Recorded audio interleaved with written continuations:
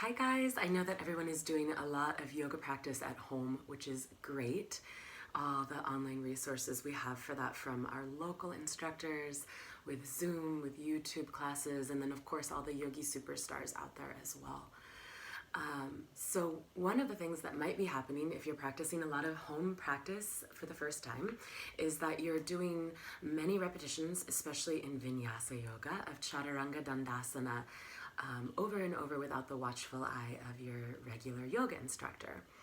And so I wanted to share a few tips to keep your shoulders happy, healthy, stable, and strong so that you can keep up the great work of your home practice. So what you'll need for this tutorial is 2 blocks and 1 strap. And you'll make the strap loop just a little bit wider than your shoulders, just a smidge. Okay, so we're going to keep tacking those elbows in. So we'll come down onto the mat and gather up your strap. So here's my strap, here's my shoulders width. It's just a smidge wider. And I'm going to bring the strap, which is in a locking loop, below my elbows. And then I have my blocks set up on the tallest height, and my fingertips will go behind them. And I'm going to come into plank pose with my shoulders over my wrists, my belly firm, my spine long, stiff as a board through that core. And then the first thing we'll do is rock forward in the balls of the feet so that the shoulders move forward of the fingertips. Keep the belly tight. The strap will help you kind of tack your elbows into your ribs or waist and lower your shoulders onto the block.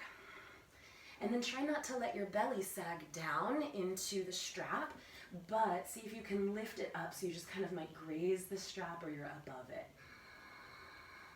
And then from here, press straight back up into plank. Your shoulders will go back over your wrists. So again, to recap, you're going to rock forward. You're going to bend your elbows, tack them in, and try not to sink your belly onto the strap. And then press back up, shoulders right over wrists. This can also be modified with the knees down, but remember the shoulders have to go beyond the fingertips. Bend, set onto the blocks, try not to let your belly sag down onto your strap, and then push the floor away. So keep practicing that. I'm going to share a few pitfalls. These are the don'ts. So just to keep that straight, these are the do's, these are the don'ts. All right, so one of the things that I often see as a yoga instructor in Chaturanga, especially when we're doing them over and over and over, and maybe we're getting tired, we're in a hot, sweaty room, there's lots of people, is that we noodle in the low back. We lose that stiff as a plank feeling through the core. So that would look something like this, right? Like kind of dumping into the low back.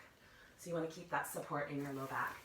Another thing that I often see is just that the shoulders dump down below the elbows.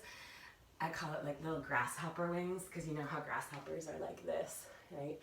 So some people do their chaturanga, and it looks like they have big grasshopper elbows that pop up above their shoulders like so.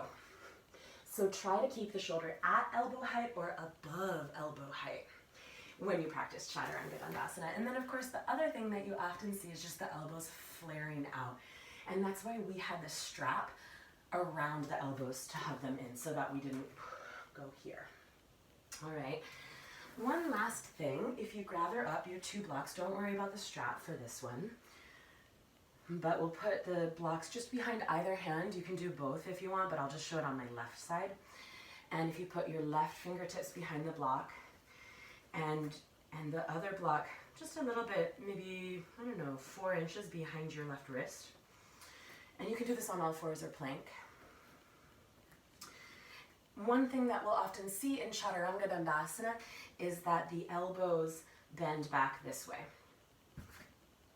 And that would knock that block over, right? So instead of bending the elbows back this way, don't let your block knock over.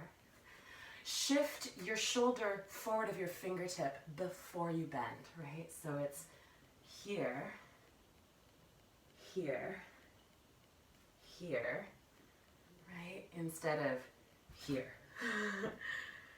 Okay? So the shoulder must shift beyond the fingertips before you bend the elbows. So I hope those tips help you to just experiment and capture some blind spots and stay strong, stable, healthy in your Chaturanga practice. Keep up the good work. Hope to see you guys soon in one of my Zoom classes.